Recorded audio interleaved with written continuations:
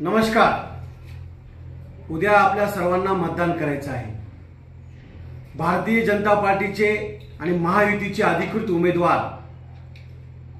लोकसभा परभणी मतदारसंघाचे आदरणीय माधवरावजी जानकर साहेबांना मतदान म्हणजे परभणी लोकसभेच्या विकासाला मतदान। माधवरावजी जानकर साहेबांना मतदान म्हणजे नरेंद्रभाई मोदी साहेबांना मतदान। ज्याप्रमाणे छत्रपती शिवाजी महाराजांनी 18 पगड जातीच्या माणसाला सोबत घेऊन स्वराज्य स्थापन केलं, कधी कुणा जातीवर आणि धर्मावर अन्याय केला नाही, त्याचप्रमाणे या भारत देशामध्ये 18 पगड जातीच्या माणसाला न्याय देण्याची भूमिका छत्रपती शिवाजी महाराजांचा विचार आणि वारसा जपण्याचं काम, ज्या माणसानं भारत देशाचं नाव जगाच्या कानाकोपऱ्यात नेलं, भारत देशाचा विकास केला, स्वाभिमान अभिमान वाढवण्याचं काम केलं, असे नरेंद्रभाई मोदी साहेबांनी सुद्धा सर्व समाजाला न्याय देण्याची भूमिका घेतलेली आहे।